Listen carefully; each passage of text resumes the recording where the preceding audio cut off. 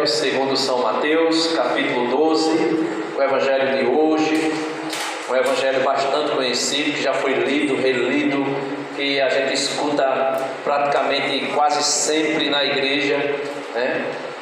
Quem participa das missas, pelo menos todos os domingos, quem tem o costume de ler a liturgia diária, né, a liturgia da palavra, ou pelo menos o Evangelho do dia, todos os dias, com certeza já leu esse Evangelho várias vezes. E muitas vezes a gente fica até dizendo assim: meu Deus, já escutei tanto isso, já li tanto. E às vezes a gente acaba caindo na bobagem de pensar assim: tem mais nada aí que Deus possa me falar. Às vezes a gente cai na bobagem, né? Dizer assim: já está decoreba, já conheço, né? São Mateus, capítulo 12, versículo 46. Amém? Quem achou, diga amém. Quem não achou, procure o padre e confesse.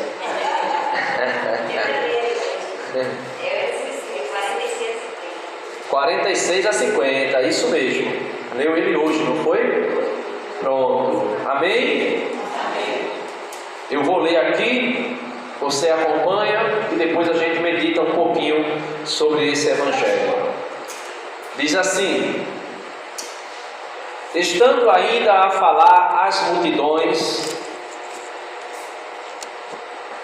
sua mãe e seus irmãos estavam fora, procurando falar-lhe. Eis que tua mãe e teus irmãos estão fora e procuram falar-te. Jesus respondeu àquele que o avisou: quem é minha mãe? E quem são meus irmãos? E apontando para os discípulos com a mão, disse: aqui estão minha mãe e meus irmãos. Porque aquele que fizer a vontade de meu Pai, que está nos céus, esse é meu irmão, irmã e mãe. Então esse Evangelho é bem assim chamativo, né? Não, é o de hoje. Mas a semana passada, no domingo da semana retrasada, parece, foi domingo, acho que foi sexta, teve um parecido. Teve um bem parecido, que falava também dos irmãos de Jesus, né? Falava também dos irmãos de Jesus. Não é esse, no Evangelho que ela está pensando que foi esse, ele vai dizer assim: não é ele o filho de Maria e de José, né? Nós não conhecemos os seus irmãos, Simão, Tiago, Judas, e as suas irmãs não moram conosco, não habitam entre nós, né? Então era esse Evangelho. Só que, meus amados irmãos, a Igreja Católica, ela tem um dogma, que é um dos dogmas marianos, que fala sobre a virgindade perpétua de Nossa Senhora. Nossa Senhora é virgem antes, durante e depois do parto.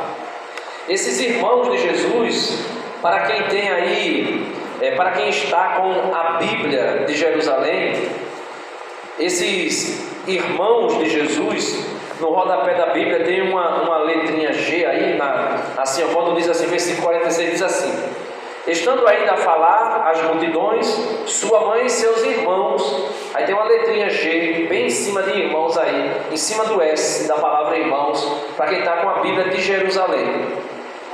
Aí lá no rodapé, nessa partezinha de baixo do texto, você encontra aí a letra G. Ele vai dizer assim: há diversas menções de irmãos e irmãs de Jesus.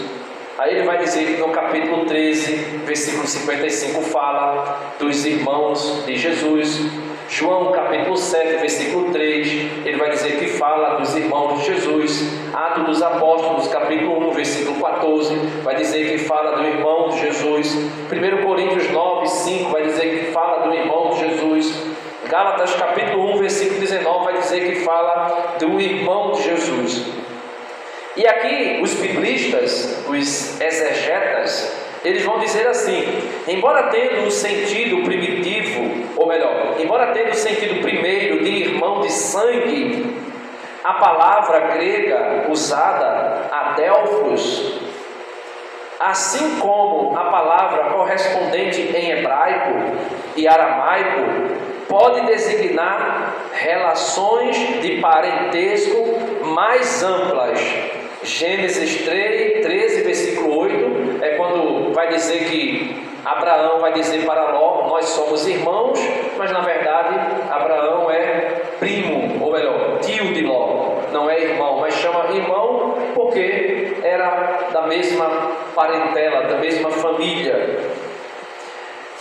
Capítulo 29 de Gênesis, também 15, Levítico 10, vão falar de parentes. E principalmente um primo irmão. 1 Coríntios, 1 Crônicas 23, 22. Aí o grego possui outro termo para primo, anepícios. Ver Colossenses 4:10. Único emprego deste termo no Novo Testamento. Mas o livro de Tobias, aí vai falar do livro de Tobias. Por que eu li essa pequena explicação aqui no rodapé da Bíblia? Você pode em casa dar uma olhada com mais cuidado, estudar. Por quê? Porque muitos em outras igrejas, se é que a gente pode chamar de igreja, são comunidades cristãs, nossos irmãos protestantes, eles vão dizer que Maria teve outros filhos, porque eles leem um texto como esse e acaba dizendo que Maria teve outros filhos.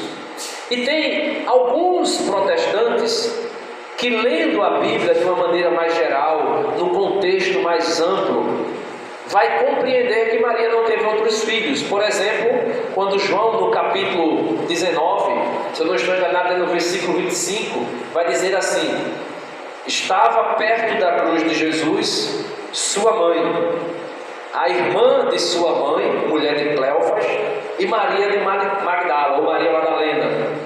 Então existia três Maria: Maria, a mãe de Jesus, a irmã de sua mãe, que chama também, João vai dar o nome dela de Maria, esposa de Cleofas, e Maria Madalena. E naquele momento que Nossa Senhora estava ali ao pé da cruz de Jesus, São João vai dizer, Jesus vai dizer assim para João, olhando para João, vai dizer: filho, eis aí a tua mãe. E olhando para a mulher, vai dizer: mulher, eis aí o teu filho. E João não era filho de Maria, João era filho de Zebedeu.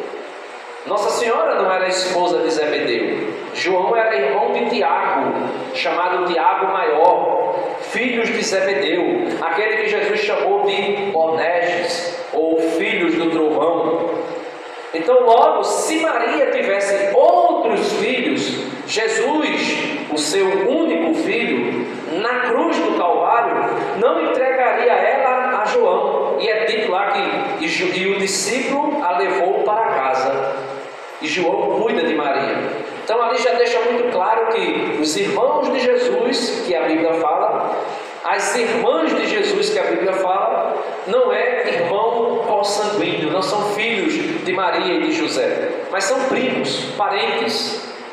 E por esse motivo, Nossa Senhora estava só ao pé da cruz. Se nós fôssemos analisar a Bíblia direitinho, com cuidado, a gente vê, José pega o menino Jesus com 2 anos. Aí o anjo vai dizer assim: José, toma o menino e sua mãe e vai para o Egito. Cadê os irmãos? Com 2 anos já poderia ter o irmão. Jesus aparece com 12 anos no templo. Com 12 anos.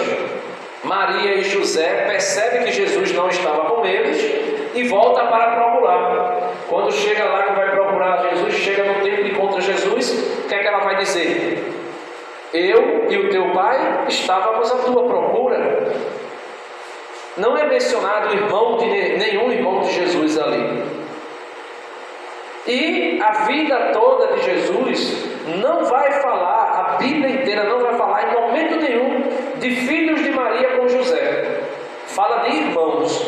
Quando Jesus ressuscitou, São Paulo vai dizer assim: e ele apareceu a mais de 500 irmãos de uma só vez. É possível uma mulher ser mãe de 500 filhos? Não. É por quê? Porque Jesus vai mostrar que o parentesco, fazer parte da família de Deus, ser irmão de Jesus, vai além dos laços familiares comuns de parentesco. Ele amplia isso. E amplia de que maneira? Versículo 46 do Evangelho de hoje, retomando: estando ainda a falar às multidões, sua mãe e seus irmãos estavam fora, procurando falar-lhe, ou seja, falar com Jesus. Eis que tua mãe e teus irmãos estão fora e procuram falar-te. Aí Jesus faz uma pergunta retórica. O que é uma pergunta retórica? É uma pergunta que quem está perguntando não está querendo saber, mas na verdade está querendo levar aquele que está sendo perguntado ao interlocutor, né, se eu não me engano é assim que se diz, a refletir, a tomar conhecimento daquilo que aquele que faz a pergunta retórica está querendo ensinar. A pergunta retórica é exatamente para isso. Então, quando Jesus pergunta no versículo 48, Jesus respondeu àquele que o avisou. Aí Jesus faz a pergunta: quem é minha mãe? E quem são meus irmãos? Jesus não sabia a resposta? Jesus sabia quem era sua mãe. Jesus sabia quem eram aqueles que são chamados de irmãos. Ele sabia do grau de parentesco aquelas pessoas que iam com ele. Mas quando ele faz a pergunta, essa pergunta que ele faz e que ele tem conhecimento, é porque ele quer levar as pessoas a refletir na resposta que ele tem para dar. Aí diz assim, versículo 49: e apontando para os discípulos, com a mão ele disse: aqui estão minha mãe e meus irmãos. Aqui estão minha mãe e meus irmãos. Jesus desprezou Maria? Não. Jesus desprezou aqueles que são chamados de irmãos, aqueles seus parentes? Não. Olha, nessa altura do campeonato aqui, José já não estava mais entre eles. E por isso Maria, por ser viúva e mãe de um único filho, para que ela viesse até Jesus, ela precisaria que alguém estivesse com ela.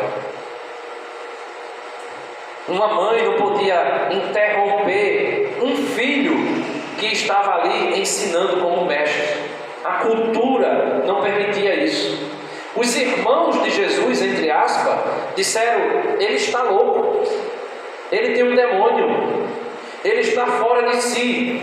Jamais um irmão de sangue diria ao primogênito, se Jesus fosse o primeiro entre outros irmãos, na cultura judaica, jamais o irmão mais novo de Jesus poderia abrir a boca para falar com ele dessa maneira. Porque o primogênito, depois da morte do pai, ele herda a casa, ele passa a ser, podemos assim dizer, o dono, o senhor daquela casa. E todos os outros irmãos estavam sujeitos à sua autoridade. E ninguém jamais poderia, nenhum dos irmãos dele, se fosse de fato irmão de sangue, filho de José e de Maria, jamais poderiam falar com ele como falaram. Jamais. E é por isso que Jesus disse: quem é minha mãe? Quem são meus irmãos? E apontando para nós que estamos aqui, ele diz: aqui está quem é minha mãe e meus irmãos e minhas irmãs. Versículo 49, pegue aí, ele vai dizer assim, versículo 50: porque aquele que fizer a vontade de meu Pai, que está nos céus, esse é meu irmão, irmã e mãe. Como é que a gente se torna parente de Jesus? Irmão, parente num grau tão próximo, veja, irmão e mãe, né? Minha mãe, meus irmãos, são aqueles que fazem a vontade do meu Pai. Você está com a Bíblia aí no capítulo 12, volta aí para o capítulo 5, versículo 33, volta um pouquinho as páginas e você encontra capítulo 5, versículo 33.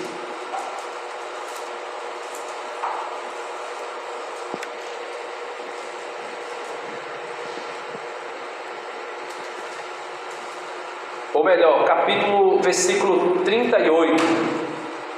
Capítulo 5, versículo 38. Acharam? Veja. Diz assim: ouviste o que foi dito, olho por olho e dente por dente. Jesus diz: ouviste o que foi dito, olho por olho e dente por dente. Eu, porém, vos digo: não resistais ao homem mau. Antes, aquele que te fere na face direita, oferece-lhe também a esquerda. Ou seja, se alguém te fez alguma coisa, não vá dizer assim: quem tem com que me pague, não me deve nada. Ou senão, aguarda que o que é teu está chegando. Ou senão, o teu café está se coando. Jesus está dizendo que a gente não pode dizer isso. Por uma condição: se você quiser ser filho de Deus. Alguém te fez alguma coisa, oferece a outra face. Ah, rapaz, eu fiz isso por fulano e fulano me apunhalou. Quando ele precisar, Jesus diz que a gente tem que fazer o quê? Oferecer a outra face, ou seja, faça de novo. Jesus disse: quem fizer algo a um destes pequeninos por causa de mim, é a mim que está fazendo. Quem der um copo de água fresca a quem quer que seja, é a mim que está dando. E muitas vezes a gente diz assim: que prepara. A vingança é um prato que é maravilhoso ser comido frio, né? Fulano é frio e calculista, porque está preparando a vingança. Se você faz isso, você estará impossibilitando a condição que Deus lhe dá para que você seja filho dele. Continuando, versículo 40.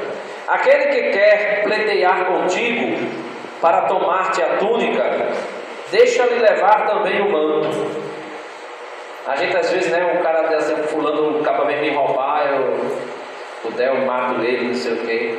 Ou senão fulana veio na minha casa, um mansinho, pediu dinheiro emprestado, levou meu dinheiro, não pagou mais, sem vergonha. Aí toda vez que me encontra, diz: eu vou pagar, porque o negócio está apertado. Mas todo domingo está na cerveja, está no churrasquinho. Aí Jesus diz aqui: olha, se alguém te levou o manto, ou se alguém te levou uma túnica, não fica aí pleiteando com essa pessoa que é má, perversa.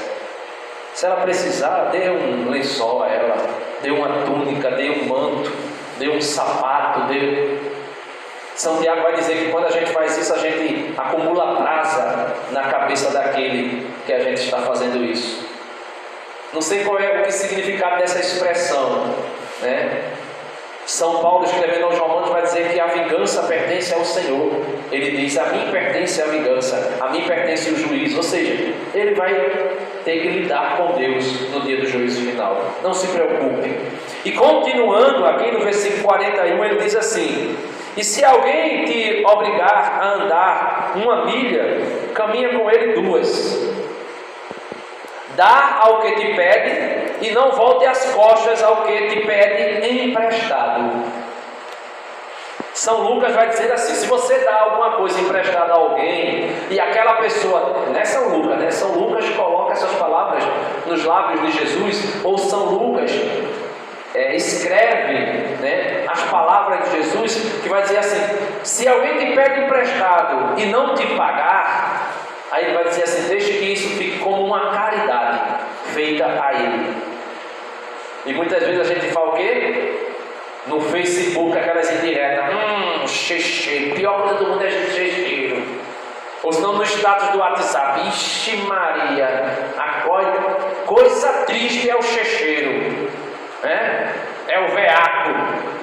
Ele diz: não nega as costas para quem te pede emprestado. E se pedir emprestado e não pagar, Jesus disse que você possa entender que isso deve ficar como uma caridade, como uma esmola para aquela pessoa, né? E ele continua, versículo 43: ouviste o que foi dito: amarás o teu próximo e odiarás o teu inimigo. Eu, porém, vos digo: amai os vossos inimigos e orai pelos que vos perseguem. Vou repetir: se nós queremos ser família de Deus, parente de Deus, irmãos de Jesus, é preciso ouvir isto aqui. Ouviste o que foi dito: amarás o teu próximo e odiarás o teu inimigo. Eu, porém, vos digo: amai vossos inimigos e orai por aqueles que vos perseguem. Deste modo vos tornareis o quê? Filhos do vosso Pai que está nos céus. Porque Ele, Deus, faz nascer o sol igualmente sobre maus e bons, e cair a chuva sobre justos e injustos. Com efeito, se amais os que vos amam, que recompensa tendes? Não fazem também os publicanos, os pecadores, os traficantes, os ladrões, os canalhas? Eles não amam os seus? Amam. E se a gente ama somente os nossos, o que é que a gente está fazendo demais? Se aquela vizinha, que tem até a erisipele, né, aquela doença que geralmente dá nas pernas, que fica o chamado vermelhão, é batizado como um mau vizinho, porque antigamente se tinha uma ideia de que era um vizinho que jogava algo sobre a pessoa, né? Aí dizia: o mau fulano está com um mau vizinho, aquele vermelhão na perna que chama hoje de erisipele, né, erisipela. Dizia: fulano está com um mau vizinho. Aí a pessoa ia com um monte de superstição, amarrava uma fita vermelha, aí rezava, passa o sapo, passa o mamão, faz não sei o que, aquelas superstições todas. Aí às vezes a gente tem um mau vizinho que não é a doença, aí a gente lança tudo que é de ruim para o mau vizinho. Jesus está dizendo: se você ama somente os da sua casa, os do grupo que você faz parte na igreja, os da comunidade de Aliança Sal e Luz, somente os seus parentes, o que é que você está fazendo de meritório, de bom? Nada, absolutamente nada. E ele continua: e se saudais apenas os vossos irmãos, que fazeis demais? Não fazem também os gentios a mesma coisa? Portanto, deveis ser perfeitos, como o vosso Pai Celeste é perfeito. Então, meus irmãos, para ser família de Deus, para fazer parte da família de Deus, nós precisamos fazer aquilo que Deus faz. Quando Jesus diz: amai os vossos inimigos, Ele está amando os inimigos dele também. Quando Jesus estava na cruz, foi o que Jesus disse: Pai, perdoa-lhes, porque eles não sabem o que fazem. E estavam fazendo o que? Matando Jesus, assassinando Jesus, torturando Jesus, tirando a vida de Jesus. E Jesus estava o que? Orando por ele. Então Jesus não é hipócrita. A gente às vezes nós somos hipócritas. Tem até um ditado popular desgraçado, desculpa a palavra, que às vezes eu usava quando eu não estava na igreja. Antes de eu vir para a igreja eu dizia: faça o que eu digo, mas não faça o que eu faço. Isso é terrível. Isso é de uma hipocrisia miserável. Faço o que eu digo, mas não faço o que eu faço. Ou seja, eu ensino o outro a fazer, mas eu não faço. Jesus disse isso nos fariseus, capítulo 23 de São Mateus. Eu acho que é o capítulo 23. Deixa eu ver aqui. Capítulo 23, versículo 1. Jesus disse isso dos fariseus. Capítulo 23. Então Jesus então dirigiu-se às multidões e aos seus discípulos. Os escribas e fariseus estão sentados na cadeira de Moisés. Portanto, fazei e observai tudo quanto vos disserem, mas não imiteis suas ações, pois eles dizem, mas não fazem. São hipócritas. Então Jesus não era hipócrita. Quando Jesus disse: ouviste o que foi dito, amarás vossos inimigos, amai vossos amigos e odiai os vossos inimigos. E agora ele diz assim: eu porém vos digo, amai vossos inimigos e orai por aquele que vos persegue. Jesus não está dizendo isso com hipocrisia, porque os fariseus perseguiram Jesus, os saduceus perseguiram Jesus, e perseguiram de fato até levá-lo para a cruz. E mesmo assim Jesus disse: Pai, perdoa, porque eles não sabem o que fazem. É fácil? Não é fácil. É difícil? É difícil. Quero ser família de Deus? Quero. Mas para ser filho de Deus, como eu disse aqui, ou melhor, como Jesus disse no versículo, capítulo 5, voltando, versículo 45, Jesus disse: desse modo vos tornareis filhos do vosso Pai que está nos céus, porque Ele faz chover sobre bom e mal. Ele faz cair, ao brilhar a luz do sol, sobre bom e sobre mal. Então Ele não é hipócrita, Ele ama de verdade. Sabe por que o diabo ainda existe? Sabe por quê? Porque Deus continua amando Satanás ainda. Ele pode se arrepender? Não mais. O Catecismo da Igreja Católica vai dizer que depois que ele foi expulso do céu, não tem mais possibilidade de arrependimento para ele. Ele está condenado ao inferno. Mas Deus ainda continua amando Satanás. Diz, é verdade absoluta, sem medo de errar. Senão Jesus seria mentiroso, hipócrita. Ele é inimigo de Deus? É. Mas Deus continua amando. Jesus disse aqui: amai vossos inimigos e orai por aqueles que vos perseguem. Jesus ama Satanás. Jesus ama todos os demônios? Ama todos os demônios. Ama com amor salvífico? Não mais, porque eles rejeitaram. O Catecismo diz assim: não existe arrependimento para Satanás depois da queda, como também não existe arrependimento para o homem depois da morte. Então, depois da morte, não tem mais arrependimento. A igreja vai dizer que existem pecados, por exemplo, pecados veniais, que no purgatório são apagados, são perdoados.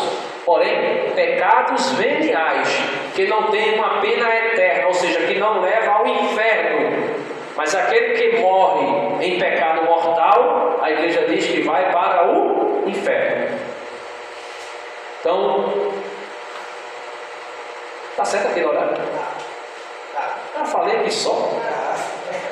Então, meus irmãos, a gente precisa entender que se a gente quer ser família de Deus, irmãos de Jesus, e poder rezar sem medo e sem constrangimento nenhum, o Pai Nosso, por exemplo, ou dizer meu Pai, ou Pai Eterno e Todo-Poderoso, como eu sempre começo minhas orações: Pai Eterno e Todo-Poderoso, eu te peço em nome de Jesus. Se nós queremos chamar a Deus de Pai, e de fato nós podemos chamar, porque São Paulo diz que Ele derramou em nosso ser o Espírito que clama: Abba, Pai, meu Paizinho.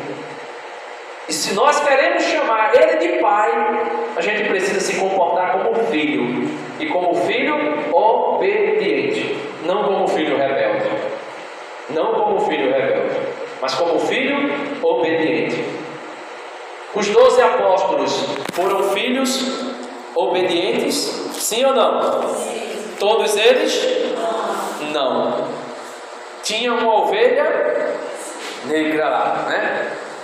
No sentido do provérbio que é dito.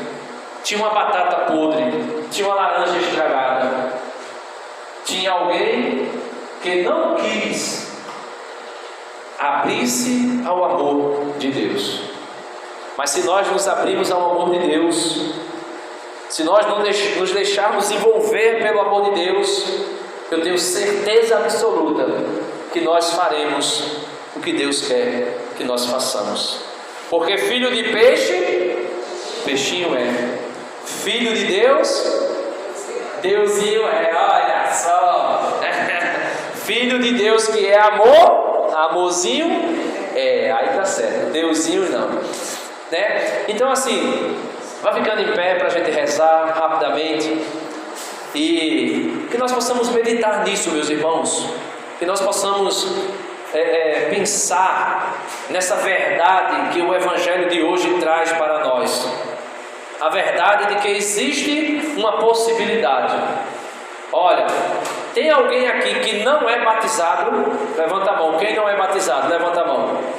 Todo mundo é batizado? Então, se você é batizado, você é filho, você é filha de Deus. Todo batizado nasceu de novo. Veja, a pia batismal é o ventre da igreja, do qual nós nascemos. E nós nascemos de Deus pelo ventre da igreja. Vai dizer que a igreja é a esposa de Cristo, né?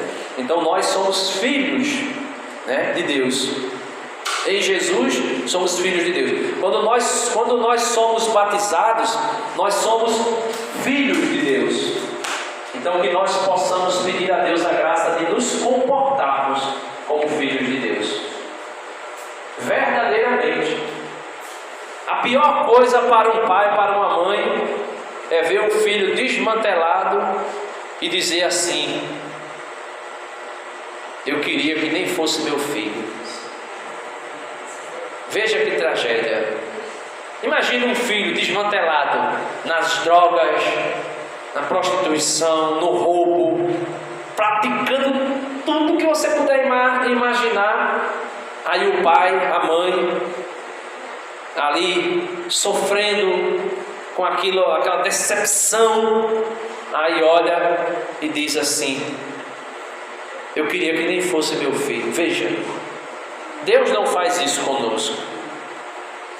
Mas nós não podemos nos comportar como alguém que, se fosse nós, seres humanos, iríamos dizer: nem parece ser meu filho.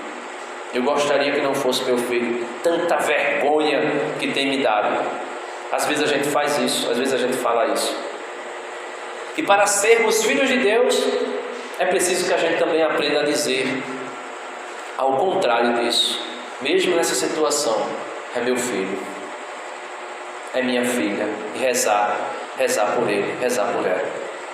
Coloca a mão no seu coração e diga comigo assim: Santo e Divino Espírito, destrua em mim toda frieza espiritual, toda dúvida, todo medo, toda indiferença. Enche-me plenamente de tua luz, de tua alegria, de teu gozo, do teu amor. A ti, Divino Espírito, que és Deus e sempre nos acompanha, a ti seja a honra, a glória, o poder, a majestade, a plenitude, a glória pelos séculos dos séculos. Amém. Amém. O Espírito de Deus está neste lugar. O Espírito de Deus se move neste lugar. Está aqui para consolar. Está aqui para libertar. está aqui para guiar, o Espírito de Deus está aqui. Diga para ele: move-te em mim, move-te em mim, move-te em mim, toca minha mente.